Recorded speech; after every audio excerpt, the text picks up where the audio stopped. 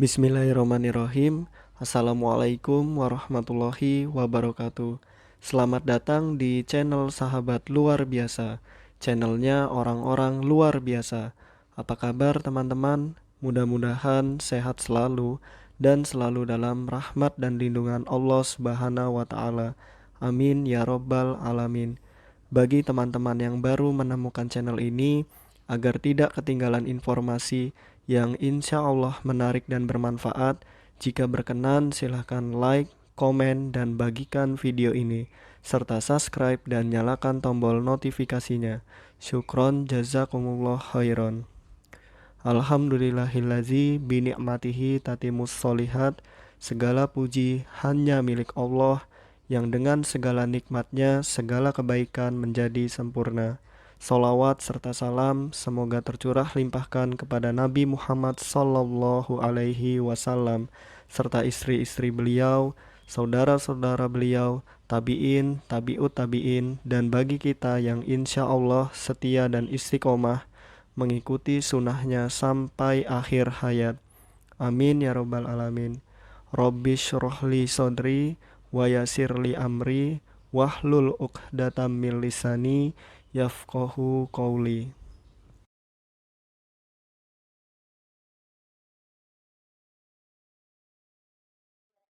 Baik teman-teman, pada kali ini kita akan melanjutkan terkait dengan pendidikan anak tunanetra. Nah, ini ada JAWS. Apa itu JAWS?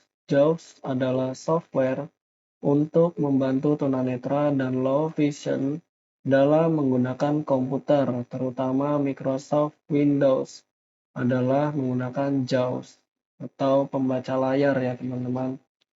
Seperti itu. Lalu tunanetra setengah berat atau disebut dengan partially sighted. Nah, yakni mereka yang kehilangan sebagian daya penglihatan hanya dengan menggunakan kaca pembesar mampu mengikuti pendidikan biasa atau mampu membaca tulisan yang bercetak tebal. Itu disebut dengan tunanetra setengah berat. Adapun partially seeing children adalah anak yang termasuk kategori tunanetra ringan sebab ia masih dapat membedakan bayangan. Nah, lalu ada skoliosis. Di sini gambarnya teman-teman, apabila sehat itu tulang belakangnya lurus. Lalu ada kyphosis, itu membungkuk ke belakang. Lalu ada lordosis, ini di bawahnya yang mendekok ya teman-teman. Lalu skoliosis, kanan kiri gitu. Nah, jika yang normal itu akan lurus ya teman-teman. Ini akibat kebiasaan buruk sikap duduk ketika membaca dan menulis, mengakibatkan tulang belakang membengkok ke kiri atau ke kanan yang disebut skoliosis. Nah, skoliosis yaitu tulang belakang membengkok ke kiri atau ke kanan. Penyebabnya adalah sering membawa beban yang terlalu berat pada salah satu sisi anggota gerak atau pada bahu. Jadi harus diimbangi ya teman-teman. Oke, asumsi bahwa lingkungan membentuk perilaku seseorang, apa yang dipelajari seseorang ditentukan oleh unsur-unsur lingkungan, bukan oleh individu si pembelajar. Nah, ini merupakan pandangan dari teori belajar behavior. Nah, jadi lingkunganlah yang membentuk perilaku seseorang. Nah, belajar menurut para behavioris, lingkungan membentuk perilaku seseorang. Apa yang dipelajari seseorang ditentukan oleh unsur-unsur lingkungan, bukan oleh unsur si individu atau si pembelajar. Adapun di sini tokoh dari teori behavior, yaitu yang pertama ada I.P. Pavlov, lalu Edward Thorndike, lalu ada B.F. Skinner, dan Watson. Nah, pembelajaran akan efektif apabila guru mampu menata lingkungan sedemikian rupa yang sesuai dengan karakteristik belajar peserta didik. Nah, asumsi ini berbasis pada teori pembelajaran behaviorisme. Nah, dengan demikian, perubahan perilaku anak berkebutuhan khusus dalam teori behaviorisme lebih banyak dipengaruhi oleh lingkungan yang sudah ditata. Nah, lalu pengajaran harus terstruktur jelas, mata pelajaran disebutkan agar Didapat struktur yang melekat, yaitu hubungan logis antara ide kunci dan konsep yang menghubungkan bagian-bagian sebagai satu kesatuan. Nah, ini merupakan prinsip teori belajar kognitif konstruktivis. Nah, belajar menurut para kognitif konstruktivis, pengajaran harus terstruktur jelas. Nah, mata pelajaran disebutkan agar didapat struktur yang melekat, yaitu hubungan logis antara ide kunci dan konsep yang menghubungkan bagian-bagian sebagai satu kesatuan. Nah, kedalaman materi pembelajaran yang disampaikan harus disesuaikan dengan tingkat kecerdasan kognitif peserta didik. Nah, dalil ini berbasis pada teori pembelajaran kognitisme. Nah, dalam teori kognitivisme, pembelajaran akan lebih berhasil apabila disesuaikan dengan peringkat perkembangan kognitif peserta didik. Nah, jadi disesuaikan dengan kemampuan ya, teman-teman. Ini teori kognitivisme. Nah, apabila adanya evaluasi dari diri si pembelajar sendiri, ini merupakan salah satu ciri dari teori belajar humanisme. Nah, belajar menurut para humanis dievaluasi oleh pembelajar sendiri. Jadi kayak muhasabah gitu ya teman-teman. Nah, siswa tahu apakah pembelajaran memenuhi kebutuhannya, apakah pembelajaran mengarah pada hal yang ingin diketahuinya, apakah pembelajaran menyinari area gelap, ketak acuhan yang dialaminya, tempat atau lokus evaluasi berada tepat di pihak pembelajar. Nah, adapun asesmen pemahaman konsep. Asesmen yang dilakukan mencakup respon verbal lisan, anak dan juga perilaku anak performance. Nah, jadi kita lihat dari verbal lisan dan perilaku atau performance dari si anak. Nah, ada 3 jenis media. Nah, 3 jenis media. Yang pertama adalah media audio, visual, audio-visual. Jadi ada audio, visual, dan audio-visual atau video. Seperti itu ya teman-teman. Audio itu suara, visual itu gambar, audio-visual adalah video.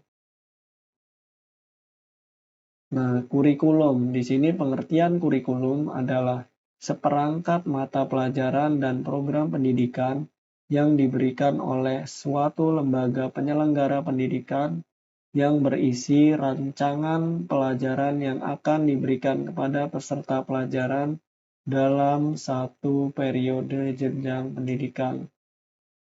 Lalu komunikasi, terbagi atas komunikasi verbal dan komunikasi nonverbal. Nah, ada komunikasi persuasif atau persuasive communication, proses mempengaruhi sikap, pandangan, atau perilaku seseorang dalam bentuk kegiatan membujuk dan mengajak, sehingga ia melakukan dengan kesadaran sendiri. Nah, bahasa sebagai alat komunikasi. Nah, pada saat kita menggunakan bahasa sebagai alat komunikasi, kita sudah memiliki tujuan tertentu. Kita ingin dipahami oleh orang lain, tapi kita harus memahami orang lain ya. Nah, kita ingin menyampaikan gagasan yang dapat diterima oleh orang lain. Kita ingin membuat orang lain yakin terhadap pandangan kita. Kita ingin mempengaruhi orang lain. Dan lebih jauh lagi, kita ingin orang lain membeli hasil pemikiran kita. Jadi, dalam hal ini, pembaca atau pendengar atau halayak sasaran menjadi perhatian utama kita. Kita menggunakan bahasa dengan memperhatikan kepentingan dan kebutuhan halayak sasaran kita. Nah, adapun pengertian bahasa, apa itu bahasa? Bahasa merupakan alat komunikasi yang sistematis antara anggota masyarakat yang berupa simbol dan atau bunyi yang dihasilkan oleh alat ucap manusia, yaitu mulut. Nah, lalu berbicara, ini bedanya bahasa sama berbicara. Berbicara adalah penyampaian pesan yang dilakukan secara lisan, seperti sekarang yang sedang saya lakukan ya teman-teman. Berbeda dengan menyimak. Nah, kegiatan komunikasi ini dapat diamati dan diketahui melalui perilaku serta bunyi-bunyi ujaran yang dihasilkan pembicara. Nah, adapun prinsip dalam bicara ada 4. Yang pertama, prinsip motivasi. Motivasi adalah dorongan untuk membangkitkan minat terhadap seseorang atau para pendengar. Yang kedua, prinsip perhatian. Perhatian adalah pusat pikiran pada suatu masalah. Lalu yang ketiga ada prinsip keinderaan. Dalam prinsip ini akan mudah ditangkap karena penyajian massa dilengkapi dengan media komunikasi atau peraga.